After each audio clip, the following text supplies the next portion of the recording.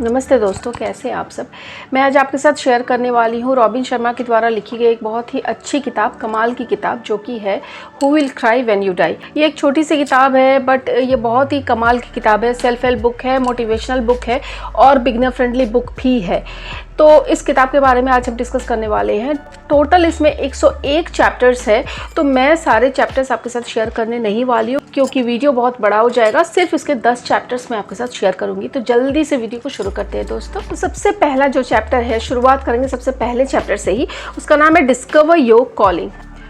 इसमें एक बहुत ही कमाल की लाइन बोली गई है जो है, if you don't act on life, life has a habit of acting on you. अगर हम अपने जीवन पर काम ना करें, हमारे रियल पर्पस को ढूंढ के ना निकालें, तो हमारी जो गंदी बुरी आदतें होती है वो हमें जकड़ पकड़ लेती है और वही हमें काबू करना शुरू कर देती है। ये जो ज़िंदगी है हमारी, वही हमें चलाना शुरू कर देती है।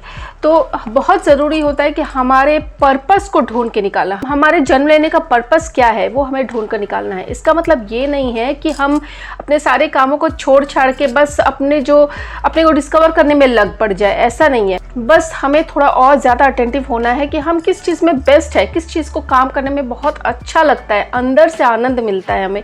और हमेशा ये हमें ध्यान भी रखना है कि कोई भी जो भी हमारा पर्पस है, जो भी हमारा काम है, जिसे हमें करने में अच्छा लगता है, वो लोगों के हित में हो। नेक्स्ट जो चैप्टर है वो है प्रैक्टिस टफ लव। इसमें कुछ लाइन्स है जो कि मैं आपके साथ शेयर करना चाहती हूँ।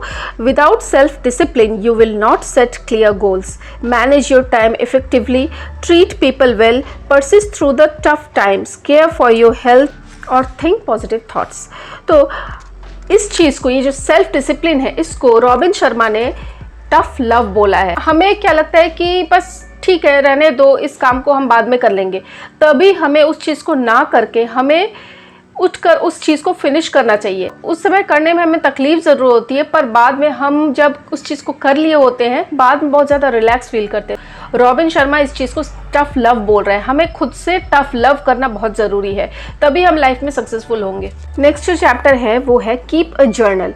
जर्नलिंग करना हमें हमेशा से पता है कि बहुत ही इंपॉर्टेंट है हमारे सेल्फ ग्रोथ के लिए।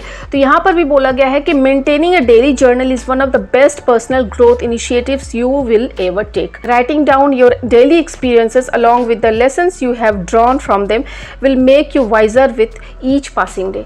हमें हमेशा जो है अपने जर्नलिंग में क्या खाया, क्या पिया, ये नहीं, हमने क्या सीखा, आज के दिन से हमें क्या सीख मिली, क्या हमने गलत किया, क्या हमने सही किया, कितना हमने अचीव किया, कितना हम पीछे रह गए, इन सारी चीज़ों को हमें लिखना चाहिए एंड ऑफ द डे। और हमें कैलकुलेट करना चाहिए कि आज के दिन में मैंने कितना बेहतर किया पिछले दिन से। इस तरह से हम डे बाय डे खुद को इम्प्रूव कर सकते हैं। तो जर्नलिंग बहुत ज़रूरी होता है हर एक इंसान के सेल्फ ग्रोथ के लिए। नेक्स्ट जो चैप्टर है वो है डेवलप एंड ऑनेस्टी फिलोसफी। स्पष्टता हमेशा रहनी बहुत ज़रूरी है। ईमानदारी बहुत ज़्यादा ज़रूरी है हमारे साथ, खुद के साथ रखना, क्योंकि हम जो तय करते हैं खुद ही मन में कि हम आज ये काम करेंगे, तो एटलीस्ट पूरा ना भी हो सके तो एटलीस्ट हाफ उस चीज़ को करने की कोशिश करनी चाहिए। अगर हम उस चीज़ को ख़त्म नहीं करते या उसको करने की कोशिश भी नहीं करते तो हम मन ही मन खुद से ही अंदर से अंदर टूट जाते हैं। खुद के प्रति ऑनेस्टी होना बहुत ही ज़रूरी है। तो हमें ऑनेस्टी फिलोसफी को अपनाना बहुत ज़रूरी है अपनी लाइफ में। नेक्स्ट जो चैप्टर है वो है स्टार्ट योर डे वेल।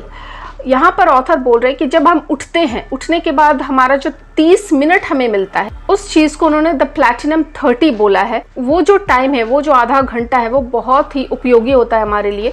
उस टाइम पे हम अच्छी चीज़ें, अच्छी से अच्छी चीज़ें, हम बेहतर से बेहतर चीज़ें हम खुद के लिए कर सकते हैं। जैसे कि हम कोई अच्छी किताब पढ़ सकते हैं, योगा कर सकते हैं, मेडिटेशन कर सकते हैं, विजुअलाइज कर सकते हैं अपने सक्सेसफुल लाइफ को, अपने हेल्थ पर वर्क कर सकते हैं। जितनी जल्दी हम उठ पाएंगे उतने जल्दी हम इस चीज़ को उपयोग में ला सकते हैं। इससे हमारा जो पूरा दिन, थ्रू आउट डे हमारा चार्ज अप रहता है। उसके बाद वाला जो चैप्टर है वो है लर्न टू से नो ग्रेसफुली।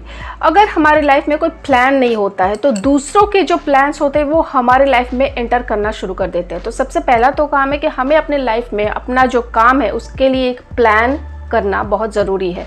उसके बाद अगर कोई हमें बोलता है कि किसी चीज़ को करने के लिए, तो अगर वो हमारे प्लान के मुताबिक ना हो तो हमें ग्रेसफुली उसे ना करना आना चाहिए। नेक्स्ट जो चैप्टर है उसका नाम है टॉक टू योरसेल्फ। शब्दों में बहुत ज़्यादा शक्ति होती है, ये हमें पता है। इस चीज़ के बारे में मैंने डिटेल में एक वीडियो बनाया है और उस किताब का नाम है 4 अग्रीमेंट। ये जो किताब है इसमें डिटेल में शब्दों के बारे में बोला गया है, शब्दों में कितनी पावर होती है, कितनी शक्तिशाली होती है हमारे जो शब्द हम जो बोलते हैं। तो हमें दूसरों के साथ जो बातें कर रहे हैं वो तो है, हम खुद में अपने अंदर जो बातें कर रहे हैं वो भी हमें सोच विचार करके ही बात करना चाहिए। अरे मुझसे ये काम होगा ही नहीं, मैं इस काम के लिए बनी ही नहीं हूँ। तो कुछ ऐसी चीज़ें हैं, कुछ ऐसे पॉजिटिव वर्ड्स हैं जैसे सिरेनिटी, ट्रैंक्विलिटी, इन शब्दों को आप एटलीस्ट एक दिन में 200 बार रिपीट कीजिए। जो भी आप कर रहे हो, काम कर रहे हो, अपने बर्तन धो रहे हो या आप अपने ऑफिस के काम कर रहे हो, ड्राइविंग कर रहे हो, मन ही मन आप उस चीज़ को रिपीट बोलते रहिए और एटलीस्ट 4 वीक्स के लिए कीजिए। उसके बाद आपको मैजिक देखने को मिलेगा। नेक्स्ट चैप्टर है वो है स्केड्यूल वरी ब्रेक्स। तो जो वरी, हमें जो हमेशा चिंता करने की जो आदत होती है, ये हमें किस तरह से तोड़ देती है ये भी हमें मालूम है। तो इस चीज़ को कैसे हम कंट्रोल कर सकते हैं इसके बारे में एक स्ट्रैटेजी दी गई है। हमें एक स्पेसिफिक टाइम शेड्यूल करना चाहिए उस किसी भी चीज़ के बारे में सोचने के लिए या वरी करने के लिए। ये जो समय है, ये जो टाइम है जिसको हमने शेड्यूल किया है सिर्फ वरी करने के लिए, इसको ऑथर ने बोला है वरी ब्रेक्स। ये जो समय होगा, आधे घंटे का हुआ या 1 घंटे का टाइम हुआ, इस टाइम पे आप उस वरी में जाइए, उसको समझने की कोशिश कीजिए, उसको आप लिख लीजिए कि कैसी सोच विचार हमारे दिमाग में आ रही है। और जब ये समय खत्म होता है तो आप वहाँ से निकल जाइए। आप दूसरे टाइम में किसी भी तरह का कोई भी वरी आप नहीं पालेंगे अपने दिमाग में। और जब भी फिर भी आपके दिमाग में वरी आता है तो आप लिख के रखिए कि नेक्स्ट जो हमारा सेशन होने वाला है उसमें मैं इसके बारे में मैं सोच विचार करूंगी। नेक्स्ट चैप्टर है वो है केयर फॉर द टेम्पल। इस बॉडी को ऑथर ने टेम्पल बोला है। सच ही तो है, हमारा जो शरीर है, हमारी जो बॉडी है, ये टेम्पल ही तो है। इसको अगर हम सही तरीके से ट्रीट नहीं करते हैं तो एक ना एक दिन हमें भुगतना पड़ता है। और हमेशा हमने बचपन से पढ़ा भी है कि हेल्थ इज़ वेल्थ।